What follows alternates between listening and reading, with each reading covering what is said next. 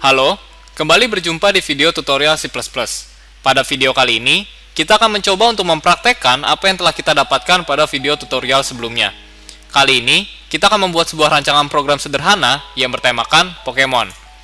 Misalnya nanti kita ingin membuat sebuah kelas Pokemon, di mana kelas Pokemon itu nanti diturunkan kepada kelas Pikachu dan Charmeleon. Nah, di dalam kelas Pokemon itu, Pokemon memiliki health point, HP, lalu level, experience, EXP, dan maksimal experience. Nah, mari kita langsung mencoba membuatnya. Kita ke Visual C kita, membuat project seperti biasa, lalu persiapkan untuk console application kita. Misalnya,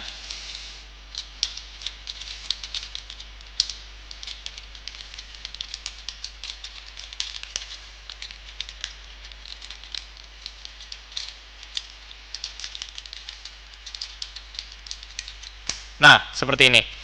Lalu, misalnya seperti yang tadi kita lihat, kita ingin membuat sebuah kelas Pokemon.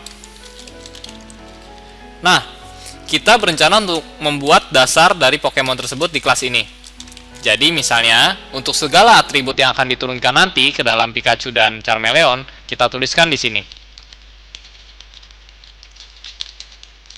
Misalnya, ada integer health point, lalu ada integer level, lalu misalnya ada integer EXP, dan yang terakhir integer max EXP seperti ini. Nah, lalu kita juga harus memperhitungkan di mana kita harus menginisialisasi nilai dari atribut-atribut tersebut. Jadi misalnya kalau nanti kita buat di dalam sebuah public seperti ini, kita inisialisasikan misalnya Pokemon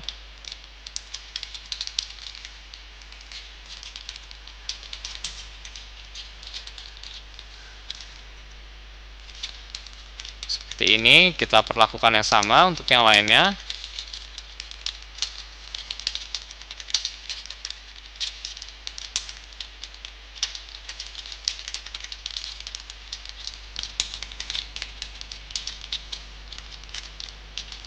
Nah, seperti ini.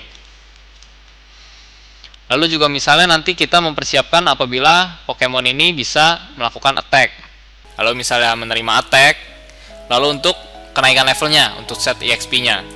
Misalnya pertama-tama kita buat untuk apabila Pokemon tersebut ingin mengeluarkan attack, berarti dia akan mengembalikan sebuah nilai, di mana nilai tersebut kita perkirakan integer.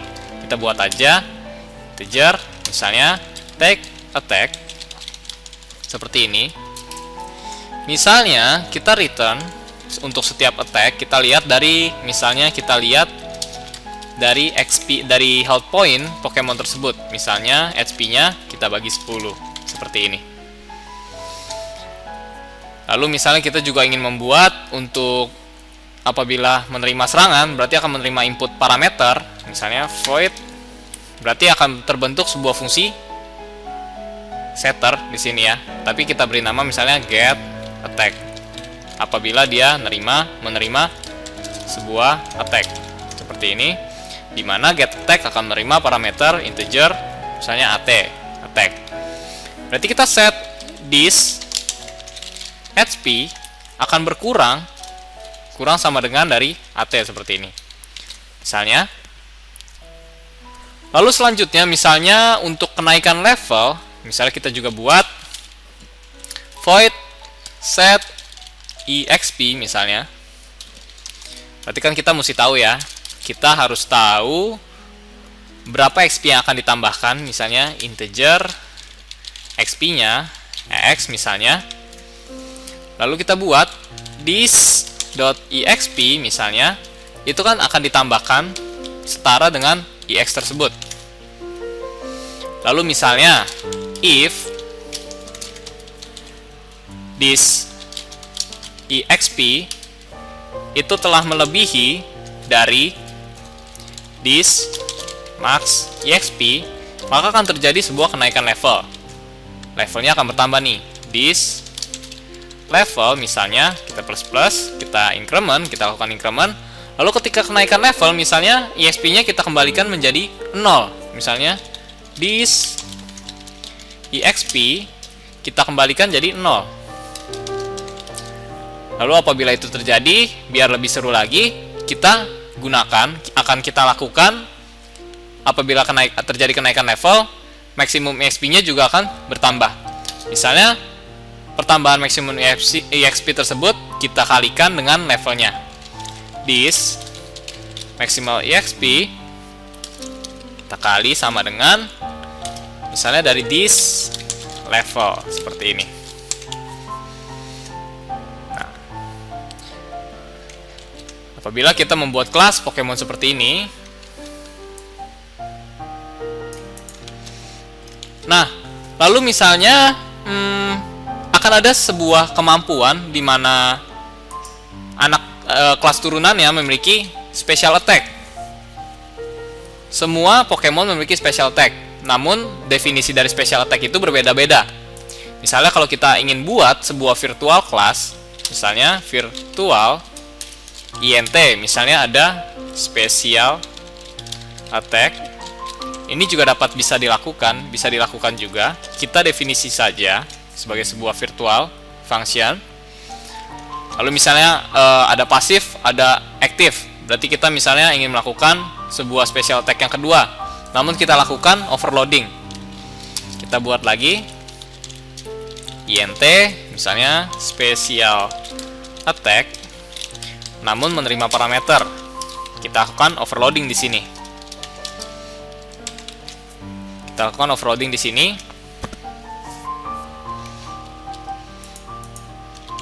Nah, ini kita telah membuat sebuah base class dari Pokemon, di mana base class tersebut nanti bisa kita implementasikan untuk kelas-kelas turunannya. Misalnya kita ingin mencoba untuk membuat kelas turunannya. Misalnya kita buat kelas Pikachu seperti ini, kita turunkan dari public Pokemon seperti ini. Jangan lupa diberi titik koma. Lalu di dalam public, karena ini end class yang nanti akan langsung berhubungan dengan main yang akan langsung digunakan sebagai objek, kita buat aja di public. Misalnya Pikachu, kita kembali definisikan lagi. Misalnya misalnya Pikachu memiliki health point, kita beri 50 misalnya. Misalnya this level awal kita set 1. Lalu misalnya this XP kita set 0. Lalu untuk Pikachu kita beri maksimum XP. Untuk level pertama kita beri misalnya 100. Seperti ini. Nah, jangan lupa di base class-nya kita telah membuat sebuah virtual function. Berarti kita harus mendefinisikannya di sini. Jadi kita buat lagi, tinggal kita tulis int special attack misalnya. Seperti ini. Misalnya dia akan mengembalikan nilai this HP health point. Berarti dia akan mengeluarkan attack sebesar health point-nya dia. Lalu misalnya ada satu function overloading lagi dari special attack, misalnya integer special attack, namun yang menerima parameter, misalnya untuk aktif, kita mengembalikan return this health point kita kali 2, maka akan mengeluarkan attack yang dahsyat, seperti itu.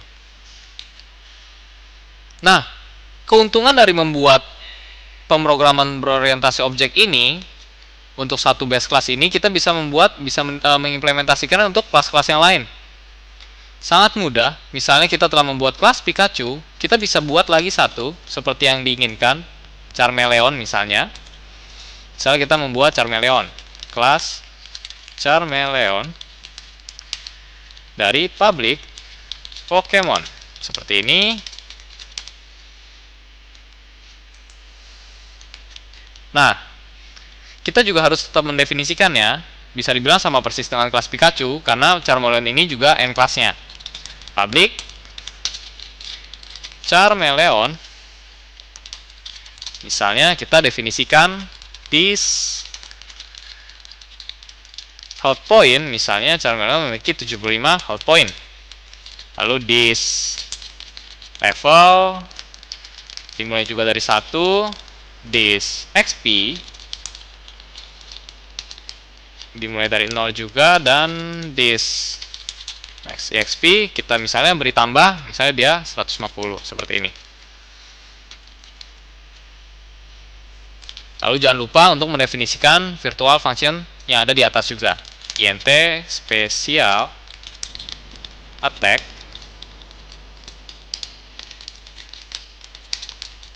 misalnya untuk Charmeleon kita definisikan sebuah return yang berbeda, misalnya kita mengembalikannya dari EXP dia.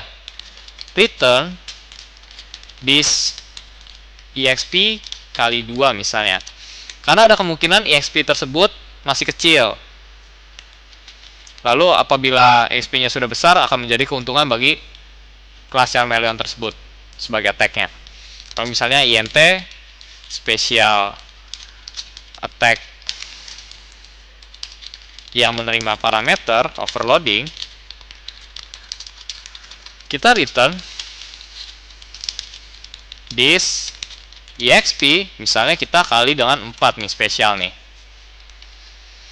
Nah, demikian cara untuk membuat kelas-kelas misalnya dalam pemrograman berorientasi objek.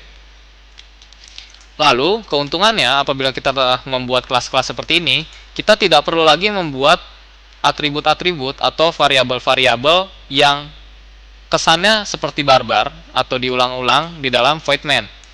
Jadi kita cukup menggunakan yang ada di dalam kelas yang telah dibuat objeknya. Seperti itu. Jadi nanti apabila kalian memiliki gameplay kalian masing-masing yang tidak saya bahas di sini, kalian tinggal memanggil misalnya untuk Pikachu. Pikachu misalnya kita beri objek B namanya. Kita bisa melakukan code misalnya apabila dia nanti ingin nge-attack b dot special attack misalnya. Special attack seperti ini. Seperti itu.